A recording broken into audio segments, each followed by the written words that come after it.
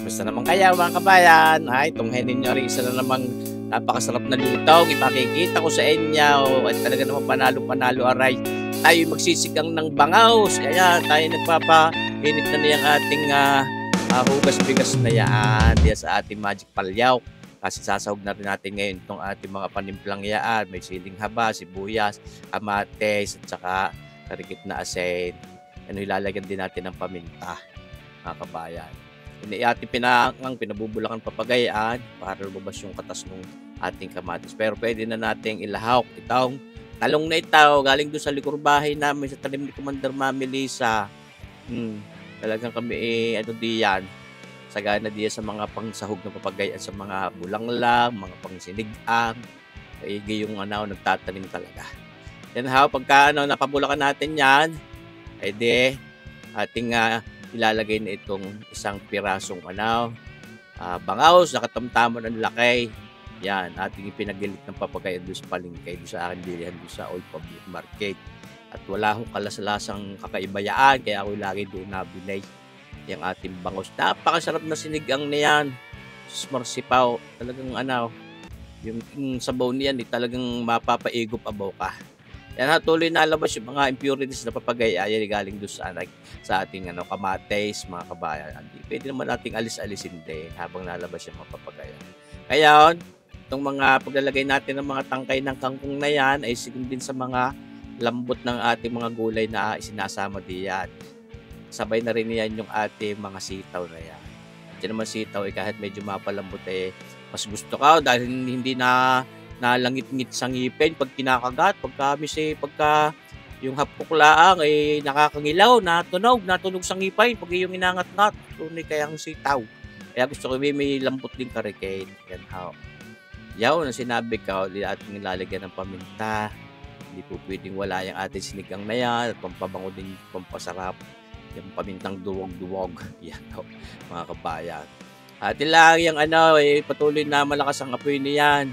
Ngayon, aaslam din natin, dadagdagan natin. Mga isang kutsarita pa. Talaga namang mga garneng yung mapapang-ulam pag mga tanghaliya, mahapunan. Ay, almusal, pwede. Yan ating winagas na yung lasa nung kaalat natin, yung asin. Yan, meron din nakikita panguhang 2 pirasong okra. Ating sinahog na rin diyan.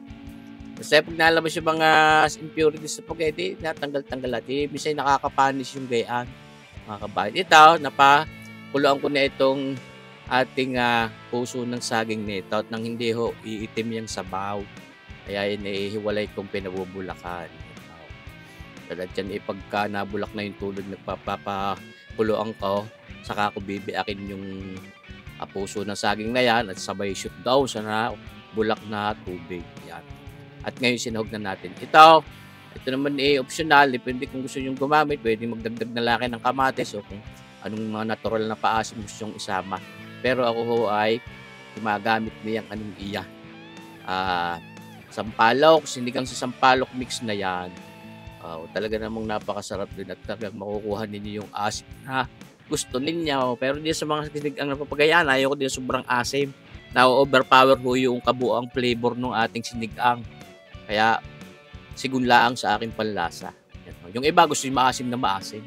Ngayon, sinahog na natin yung dahon ng ating kangkong. Ngayon, malapit na sa katotohanan yan at halos luto na yung ating sinigang na bangus na yaan, mga kabayan. Kaya inilagay na rin natin yung ating kangkong. Yan, papatay na rin natin ang apoy dahil mainit yung palyok na yan. Pag hindi nyo pinatay agad ang apoy na papagayaan, mabulitan yung lubnot lahat ng mga gulay ninyo. Kaya habang may mga tigas pa yan, pinatay na natin. Kita niya, wala nang apoy na sulak pa dahil yung init ng ating palyaw. Matagal-tagal din mawala yung init niyang palyok na yan. Kaya pagka yan bumaba na ang temperature ng ating palyaw, ay tamang-tama din lamang ang lambot ng ating mga isinahog na gulay diyan sa ating sinigang na bangaws. Di ba mga kabayan? Mahal-mahal din umorder ng ganyan sa mga restaurant. Tunay kayo. And kita nyo luto na. Itong ating pinag-uluhan, siyempre, yan naman ang favorite lagi. Unang lantakan yung ulo ng bangos, eh, napakasarap naman niyan, lalo yung mga pinagtiyanan.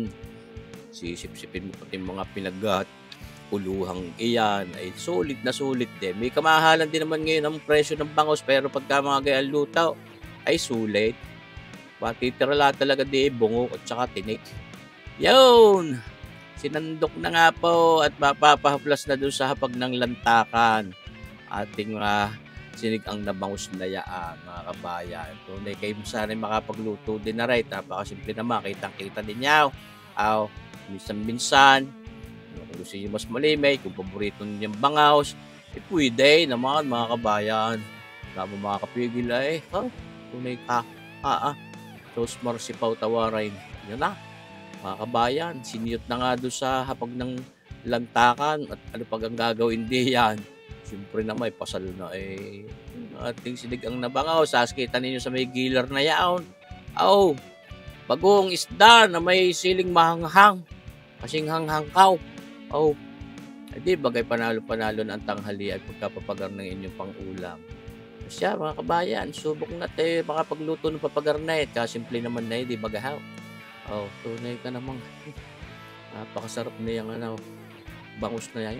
Talagang kinuha talaga yung mga pinagtiyanan eh. Sa galing din naman. Yan naman ang pinakamasarap, mga kabayan. Yung taba-tabang bangaws. Tapos ito nga, ating baguong isda. Ating pinisakan pa niyang kalikit na na kalamunding yan at saka siling mahanghang. Ay sauce, pag hindi ka napalantak ng husay din eh, iwan ko naman, mga kabayan. Salamat sa inyong panunura. Sana makapagluto din kayo ng papagarnay. Sana po abangan nyo pa rin ang ating mga susunod na videos, mga kabayan. Mabuhay po tayo. God bless!